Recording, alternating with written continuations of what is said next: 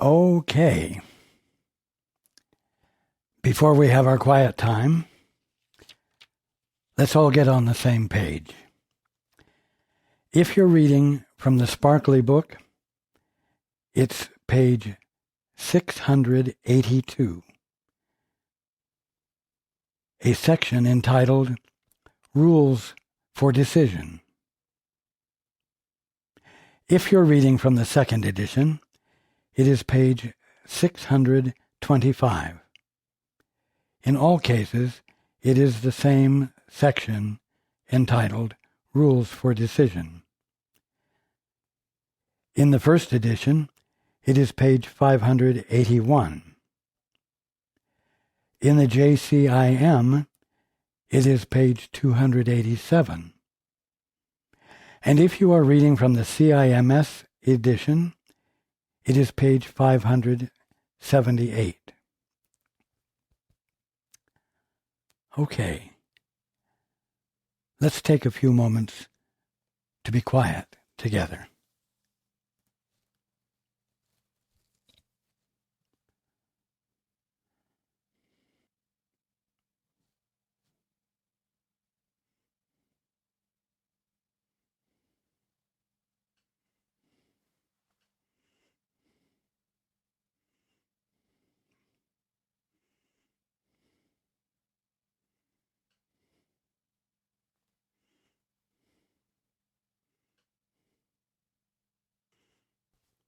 Good evening,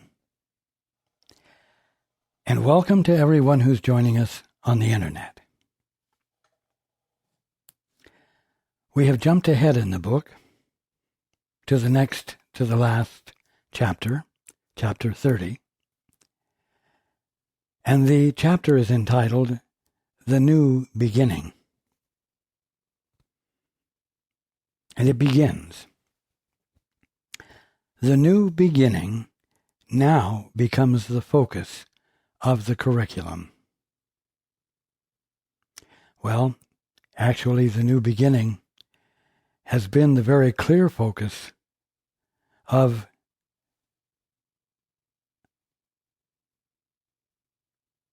what I've been teaching ever since we began at the beginning of the book, but especially since last May. I have been homing in on the practice of the holy instant,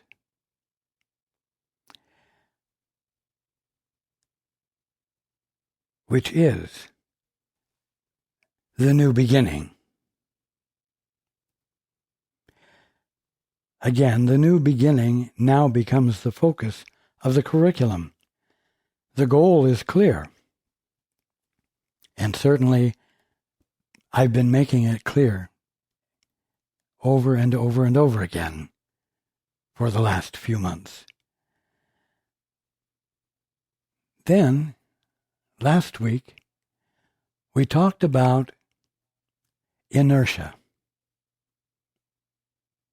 We talked about the fact that habits are not abandoned easily. Inertia is the tendency to continue doing what has been happening. You have all been thinkers. You have all thought that thinking was something that constantly goes on. It's what happens whenever you're conscious. And we've been correcting that misunderstanding. Now, the fact is that when you engage in practicing the holy instant, the first step is to become silent, to still the mind, to stop the thinking.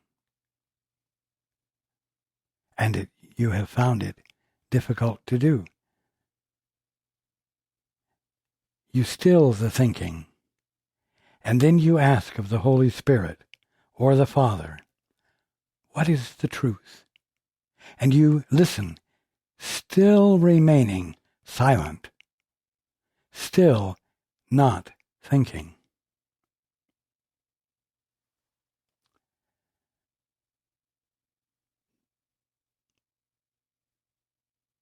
I have shared with you, and you have had the experience, even if it is an inconsistent experience, that when you listen, having inquired beyond your thinking,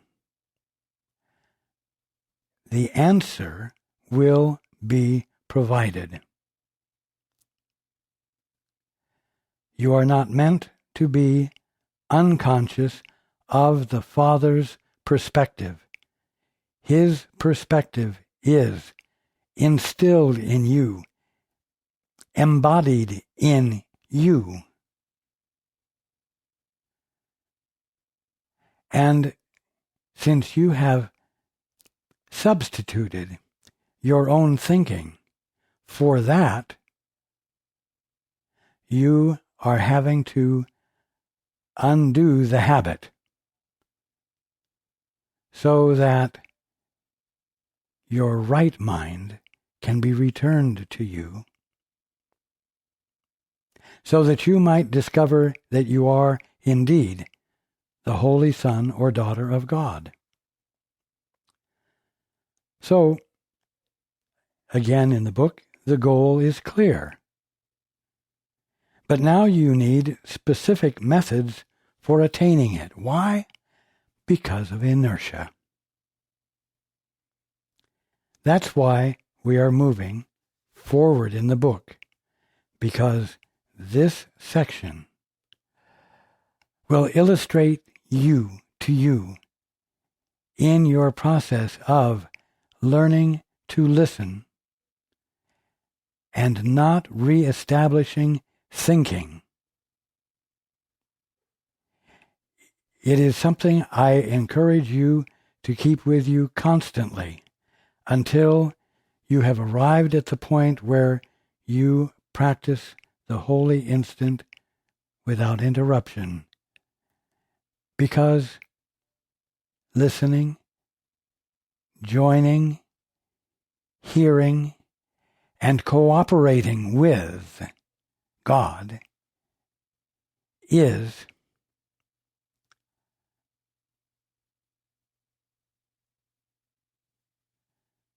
the divinely natural way for you to be. And it is inevitable for that to become reestablished as your, shall I say, new habit of being. So the goal is clear, but now you need specific methods for attaining it. The speed by which it can be reached depends on this one thing alone: your willingness to practice every step. And of course, we've referred to the practice of the holy instant as the practice of the two-step. Step 1, shutting up. Step 2, asking, what is the truth here? What do I need to know? What is your perspective, Father? And then, while continuing to be silent, listening, while you are infilled with the answer.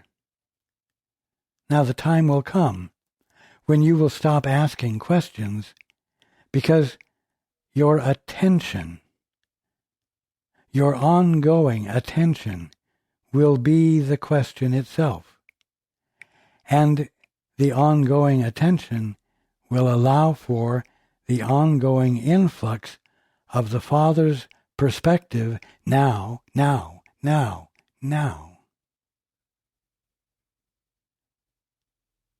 And you won't ask questions anymore as though you are an unknowing entity that must inquire in order to know something. So, the speed by which it can be reached depends on this one thing alone: your willingness to practice every step.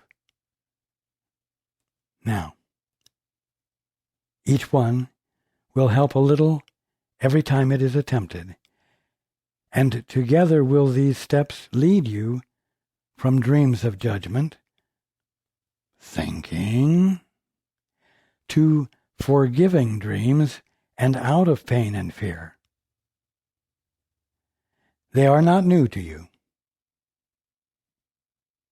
That's important. They are not new to you. We've discussed them at length.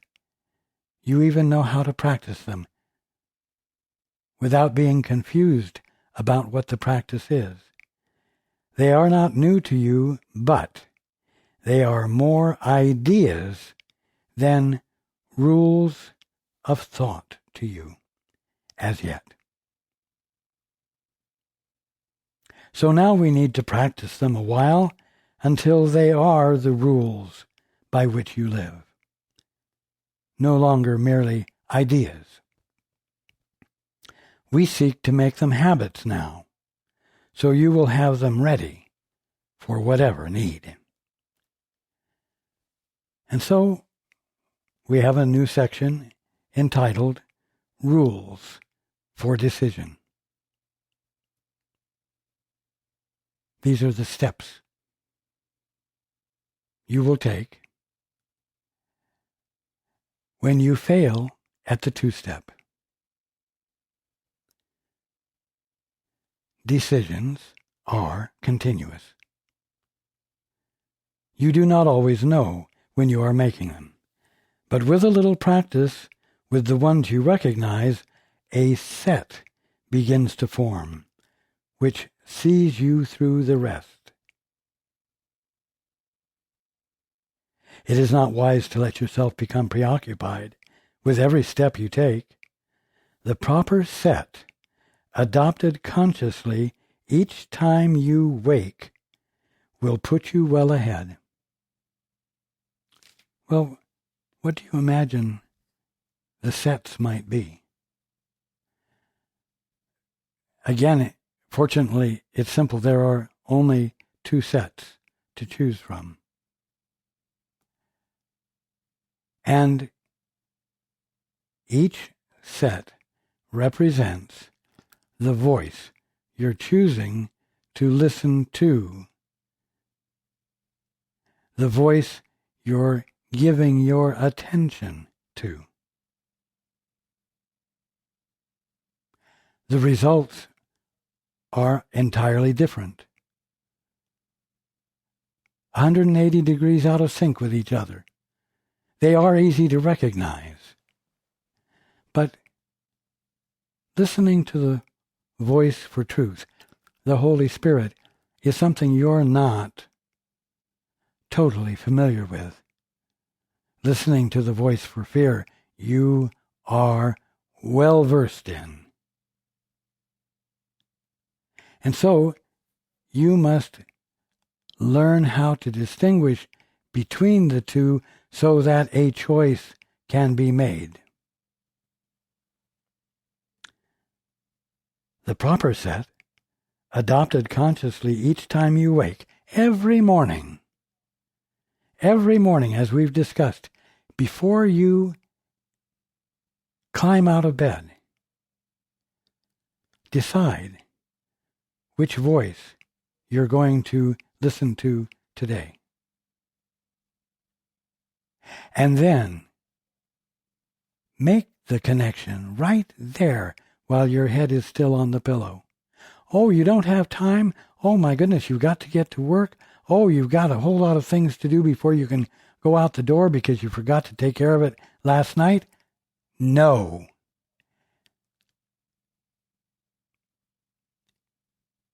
Before anything else, say, Holy Spirit, are you there? You see? Simple. The means of connection is simple and only takes a moment. Holy Spirit, are you there? My guide, are you there? And don't move until you hear the answer, yes. And then tell your guide that you intend to stay with him or her throughout the day, and if you fail, you ask for help. Then get up and begin to take care of the things that need to be taken care of. But be careful, because the tendency will be to take charge once again without being in communion with your guide, without having the Father's perspective available to you to know how to deal with whatever the needs are. So the proper set, adopted consciously each time you wake, will put you well ahead. And if you find resistance strong and dedication weak, you are not ready. Do not fight yourself. You see, when you realize, oh, I started thinking for myself, do not get angry with yourself. Do not fight yourself. Do not criticize or condemn yourself. But think about the kind of day you want and tell yourself there is a way in which this very day can happen just like that. Then try again to have the day you want. What kind of day do you want? Does that mean to imagine that you would like to drive down a freeway where everyone is easygoing, where you encounter no accidents? Does it mean that you imagine events that you would like to have?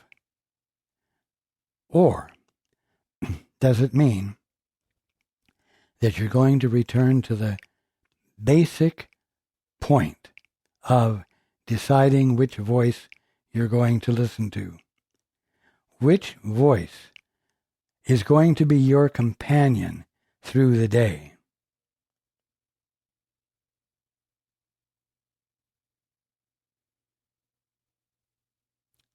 So think about the kind of day you want. A day joined with the Holy Spirit, guiding you surely and safely and happily through your day, whatever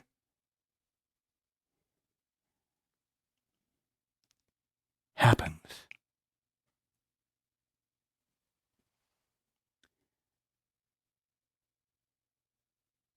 Think about the kind of day you want and tell yourself there is a way in which this very day can happen just like that. There is a way for you to have the day joined with the Holy Spirit. Then try again to have the day you want. Reconnect and stay connected. The outlook starts with this. And these are the rules. 1. Today, I will make no decisions by myself. Sound familiar? Today I will listen for thy voice, lest my footsteps stray. Today I will make decisions only in tandem with your guidance. I will let you tell me what my decisions are to be. Again, today I will make no decisions by myself. This means that you are choosing not to be the judge of what to do. And this is what is so insulting to the ego. It must be the judge of what to do. Because in that way, it builds itself up. It creates credibility for itself, which, of course, it has none of. So it means that you are choosing not to be the judge of what to do, but it must also mean you will not judge the situations where you will be called upon to make response. Now, I will tell you that almost daily, Paul will get up in the morning and ask what is the order of the day, and I will share with him the general and sometimes even specifics, the general outline, and sometimes even specifics regarding the day. And he's very cooperative, agreeable, and he has a sense of an orderly day ahead of him that has been set by a tone from me.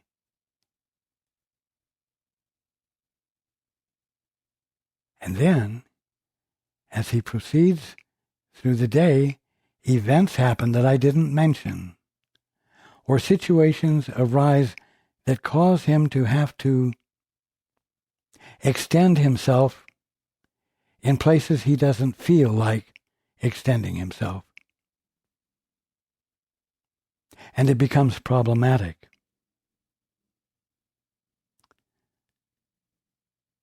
And he's had to recognize that choosing not to be the judge of what to do must also mean he will not judge the situations where he is called upon to make response.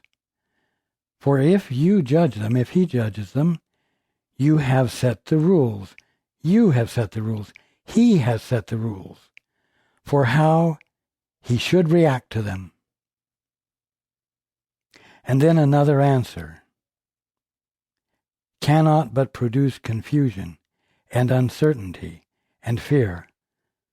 Well, Paul has found very often that another answer from the one he is sure of very often involves engaging in the activity that he didn't want to engage in because, well, it wasn't as holy as the outline of the day that I had shared with him. And so, when I say to him, here is the place to let me speak, here is the place to love enough to not abandon the situation or the individual and relieve yourself of the effort it takes to ask to know what the truth is in a situation you're not interested in doing that in. You see? Every single one of you has or will have that experience. And so when he gets another answer, an answer different from the one I'm giving, it produces confusion and uncertainty and fear, you see. Because Paul has the tendency to feel secure if he knows with guidance what is going to happen or what needs to be attended to. And that's not the place to get security. Security is acquired by learning, as a surfer learns, to always stay at the point of balance on the moving wave. You see?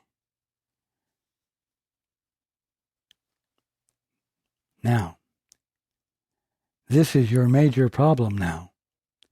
You still make up your mind and then decide to ask what you should do.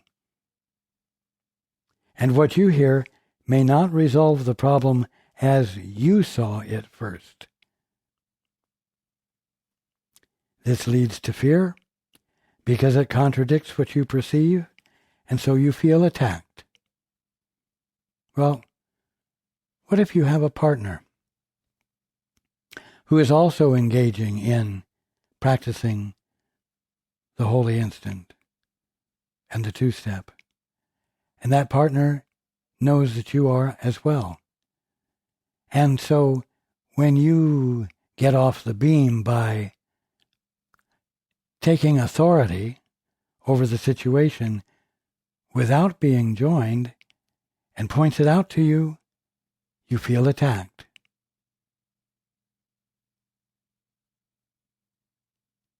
Or even just having an answer different from the one you expected can cause you to feel unembraced, at odds with.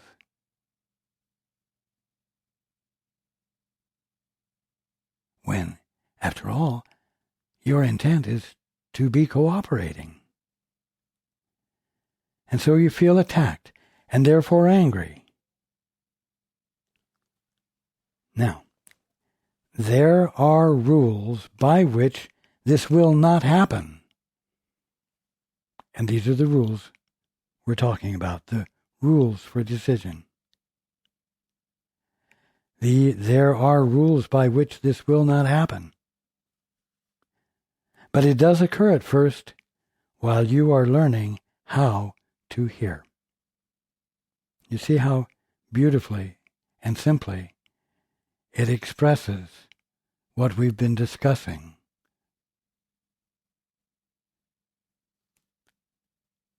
Now, rule number 2.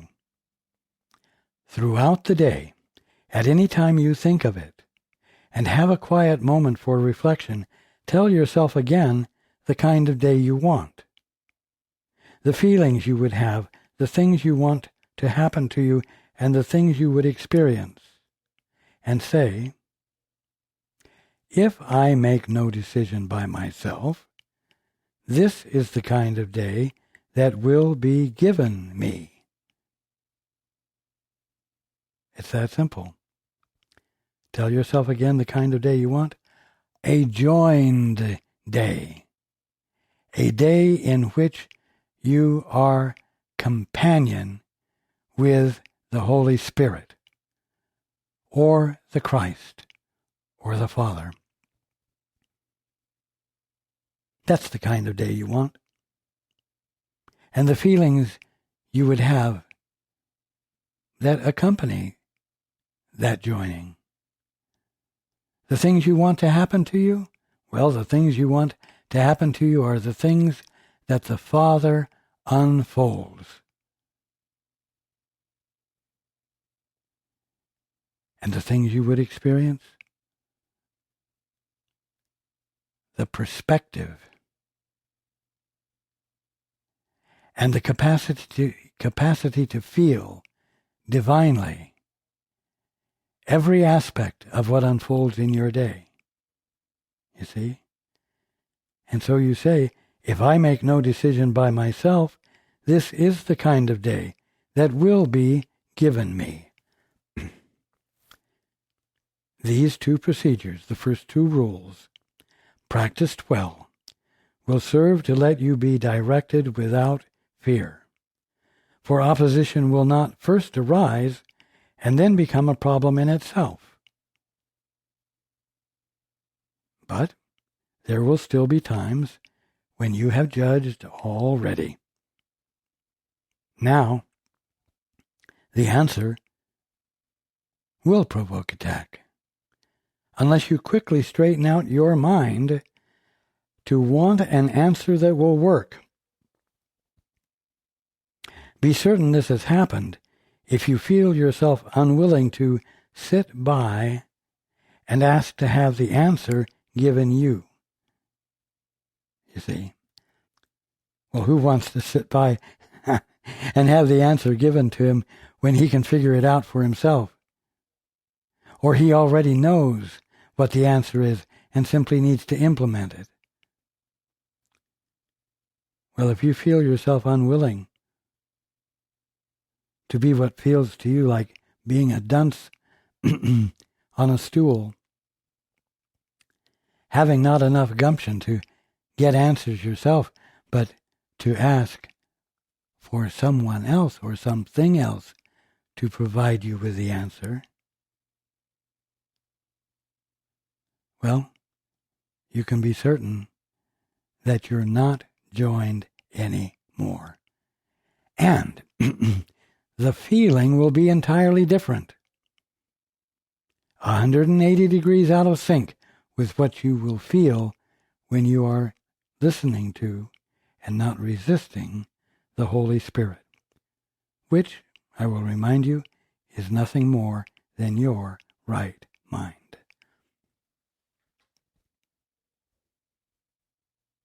So if you feel yourself unwilling to sit by and ask to have the answer given to you, it means you have decided by yourself and cannot see the question. Now you need a quick restorative before you ask. And so here's rule number 3. Remember, once again, the day you want. A joined day, a day in communion, where every event and experience of the day is viewed through a partnership. A partnership in which you insist upon deferring to the partner and letting yourself be lovingly and safely and wonderfully guided through the day, while you get the hang of being without being an authority. You see?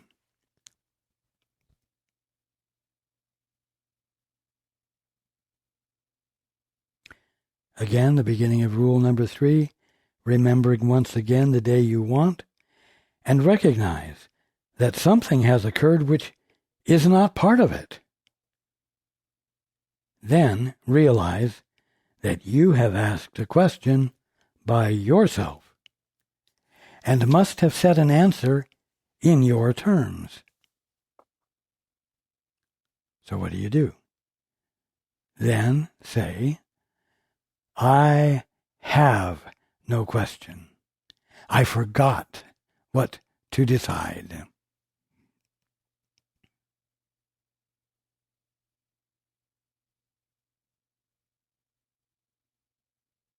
You see, when you're not joined, when you're not in communion, you don't ask questions. You just assert answers. So when you find yourself uncomfortable because you're not joined, you must realize that in your independent state, quote, I have no question. I forgot what to decide. I forgot what kind of day I wanted. A joined day, a day in communion.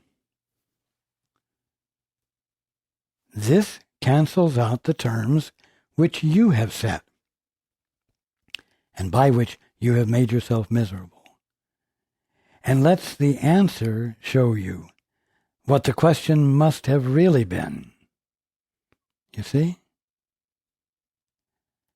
Try to observe this rule without delay, despite your opposition, for you have already gotten angry, and your fear of being answered in a different way from what your version of the questions asks will gain momentum, until you believe the day you want is one in which you get your answer to your question.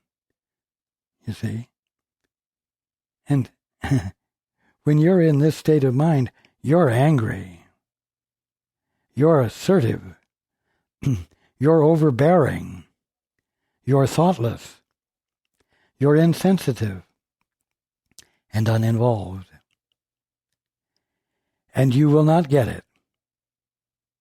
you will not get your answer to your question. And you will not get it, for it would destroy the day by robbing you of what you really want. It will rob you of the joined day in communion and the blessing of having a real experience of your right mind and the kingdom of heaven. This can be very hard to realize, of course, because you're angry and because you're insistent on getting your way. This can be very hard to realize when once you have decided by yourself the rules which promise you a happy day. And every single one of you are well experienced in setting the rules which you believe will promise you a happy day. And yet this decision still can be undone by simple methods which you can accept. It's very important to understand that each of these rules are very simple. Very simple. Easy to engage. Easy to grasp even when you're in a fit, an ego tantrum. And so this decision still can be undone by simple methods which you can accept. And we have rule number 4. If you are so unwilling to receive, you cannot even let your question go, your beloved question that you've created that assures you of an answer that you want, whether it's right or not. If you are so unwilling to receive, you cannot even let your question go, you can begin to change your mind with this.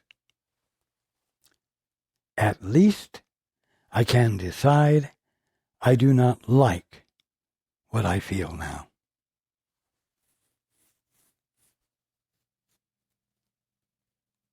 Mind you, you're very familiar with what you're feeling at that moment.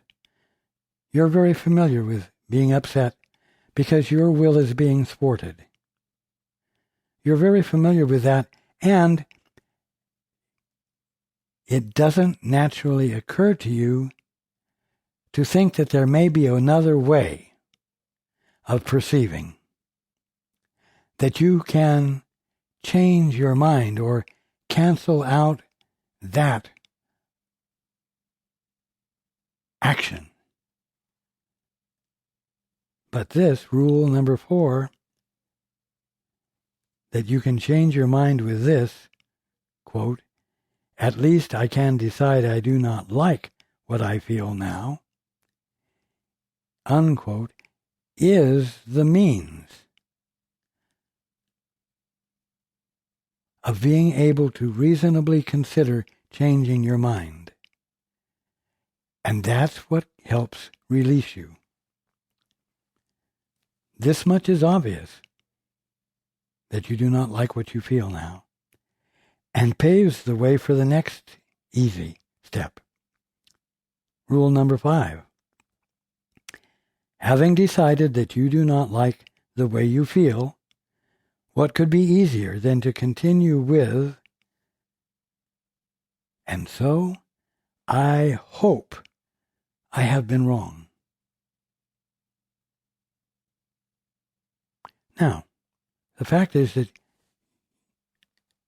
it's an easy step, but it's not always easy to embrace it in the heat of the moment. Nevertheless, you are consciously engaged in wanting to wake up, experience the atonement. You're not studying the course for nothing. You're not listening to my words for no reason. And so, when you're in this fit of anger, where self-assertion and the making of your own decisions seem to be in perfect order, you do have a means of breaking out of that pattern, of abandoning that habit. And so you continue with, and so I hope I have been wrong. There is a way for you to actually feel the hope that you've been wrong, even if it's not fully felt. This works against the sense of opposition and reminds you that help is not being thrust upon you, but is something that you want and that you need because you do not like the way you feel. This tiny opening will be enough to let you go ahead with just a few more steps you need to let yourself be helped. Now you have reached the turning point. When you can find yourself in the place where you say and feel and mean, I hope I have been wrong. You've reached the turning point. And you're no longer caught by a commitment to a habit of self-righteousness. Now you have reached the turning point because it has occurred to you that you will gain if what you have decided is not so. Now, that's a learning.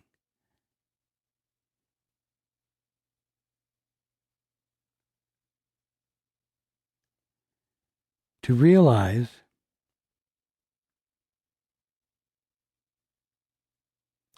that you will gain in the understanding that what you have decided is not so, that is something acquired through practice. And every time you actually let go of what you have decided, and you find yourself hearing your companion's advice and guidance, and experience the benefit of it, it makes it easier and easier with each successive try. Until this point is reached, you will believe your happiness depends on being right. That's where anger and self-righteousness and attack come into play, as you substantiate your puny little self and try to make it valid, forgetting that if you will abandon that and move into your peace and inquire to know what the truth really is, you will be blessed and not cursed.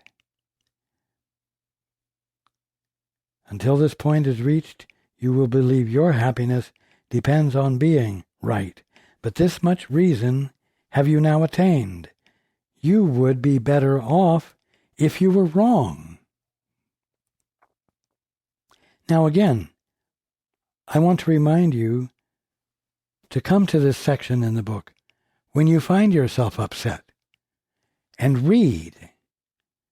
Because as you read, you're going to find the specific point you're at spelled out for you, together with the rule that will release you. It's important. Rule number 6. This tiny gain of wisdom will suffice to take you further. You are not coerced, but merely hope to get a thing you want. And thus, and you can say, in perfect honesty, I want another way to look at this. There's where you open the door.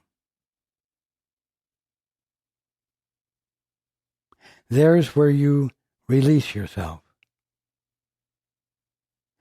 This is the place in the two-step, or the practice of the holy instant, where you open your door and let the Holy Spirit or the Father in. And experience yourself in your right mind, even though it seems at the moment to be coming from elsewhere.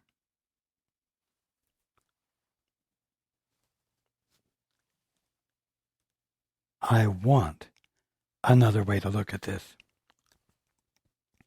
Now you have changed your mind about the day and have remembered what you really want.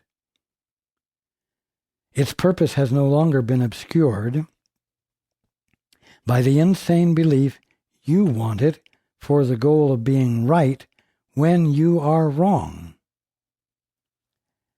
And the interesting thing is that you will be able to see that your goal of being right was entertained when you were wrong. You will be objective enough to be able to recognize that what you're doing won't work, because when you thought what was right is actually wrong, it's something you don't want to have anything to do with, and you abandon it easily. Thus is the readiness for asking brought to your awareness, for you cannot be in conflict when you ask for what you want and see that it is this for which you ask.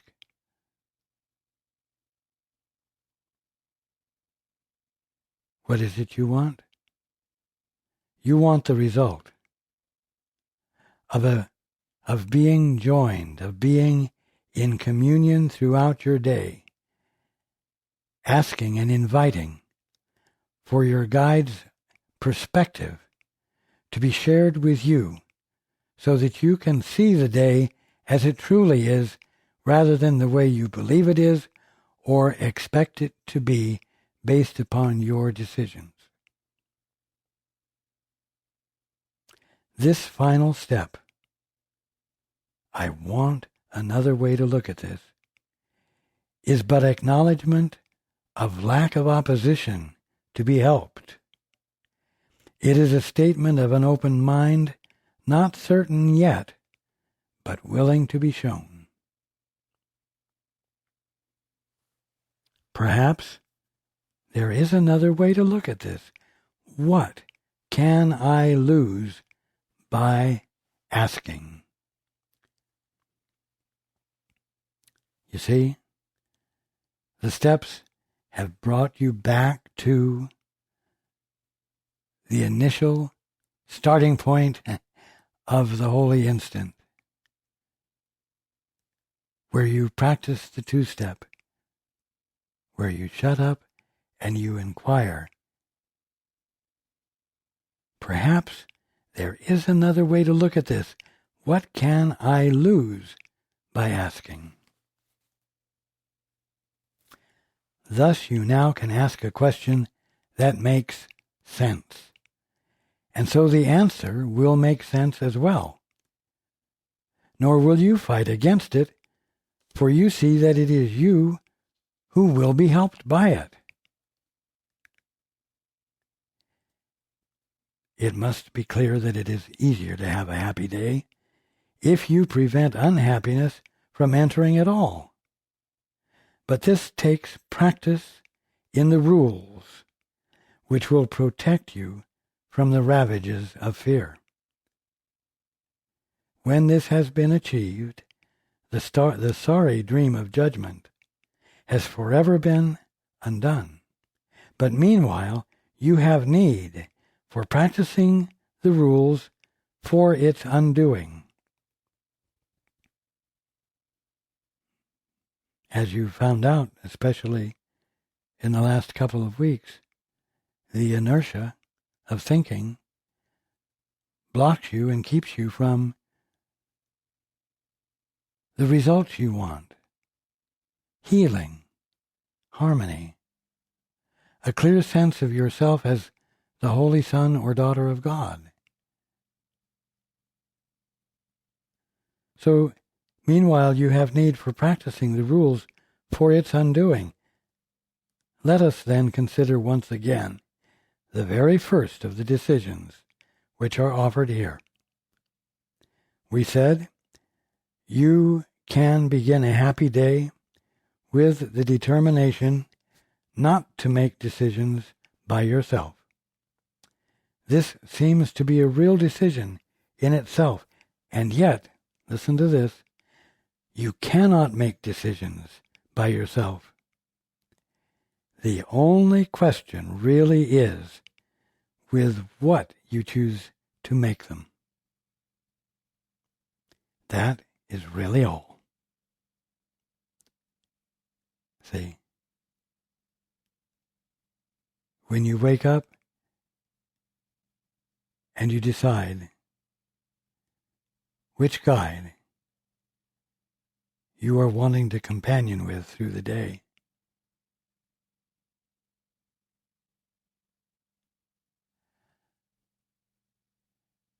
you are making a decision. But you can't make a decision all by yourself. So that decision will be made with either the Holy Spirit or the voice for fear. Let's continue. The only question really is with what you choose to make them. That is really all. The first rule then is not coercion, but a simple statement of a simple fact. You will not make decisions by yourself, whatever you decide. For they are made with idols or with God. And you ask help of Christ or Antichrist, and which you choose will join with you and tell you what to do. Your day is not at random. It is set by what you choose to live it with, and how the friend whose counsel you have sought perceives your happiness. You always ask advice before you can decide on anything. Let this be understood. And you can see there cannot be coercion here, nor grounds for opposition that you may be free. There is no freedom from what must occur, and if you think there is, you must be wrong. You don't have freedom to make decisions by yourself. Although you may have thought you have made decisions by yourself, you haven't. But now that you know that you can listen for the voice for truth, and now that you have experienced hearing the voice for truth, it becomes easier for you to recognize when you are hearing another voice, and you're able to glean from the learning that it's not your voice. Now, the second rule as well is but a fact. Rule number 2, if I make no decision by myself, this is the kind of day that will be given me. The second rule as well is but a fact, for you and your advisor must agree on what you want before it can occur. It is but this agreement which permits all things to happen. You see, you've never been isolated. You've never been alone. When you have listened to the voice for fear, you have been listening to an illusion, and to that extent, you are not connected to anything actual. But when you listen for the voice for truth, when you listen to the voice for truth, or the Holy Spirit, you are in agreement with something that is actual. And that's why it can supersede and overthrow the idols, the Antichrist. Nothing can be caused without some form of union, be it with a dream of judgment or the voice for God. Decisions cause results because they are not made in isolation. They are made by you and your advisor, for yourself and for the world as well. You see the unity of it. You see the integrity of the union of you and your advisor, of you and the Holy Spirit, of you and that which is nothing more than your right mind. The day you want, you offer to the world, for it will be what you have asked for. It will be what you have asked for, and will reinforce the rules of your advisor in the world. Thy kingdom come, thy will be done on earth as it is in heaven. Whose kingdom is the world for you today? The kingdom of the voice for truth, or the kingdom of the voice for fear? What kind of day will you decide to have? And I will add, even if you have to decide for it over and over and over and over all day long. What kind of day will you decide to have? It needs but two who would have happiness this day to promise it to all the world. It needs but two to understand that they cannot decide alone, to guarantee the joy they asked for will be wholly shared. For they have understood the basic law that makes decisions powerful and gives it all effects that it will ever have. It needs but two.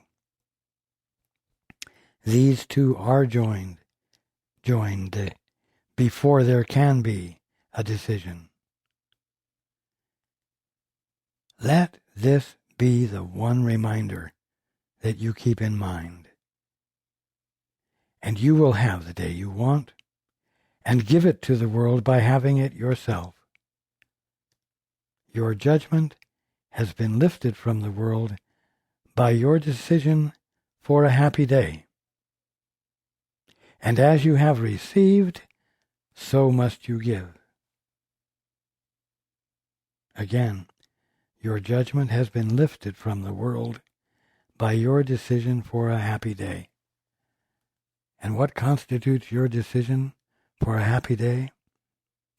The decision to make no decisions by yourself, but only in communion with the voice for truth, which is your choice for your companion. A choice that you need to practice making over and over and over again until it becomes a habit and blesses you by your return of sanity as the Holy Son and Holy Daughter of God. Now, I don't usually read so much in one get-together. But this needed to be expressed in its wholeness, because it's the answer to any problems you encountered as a result of attempting to put into practice what we talked about last week and overcome inertia.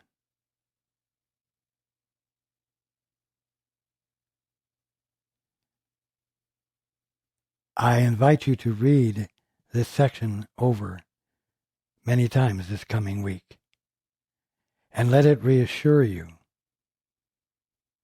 and let it prompt you to get back on the beam and let it provide the simple means for doing it.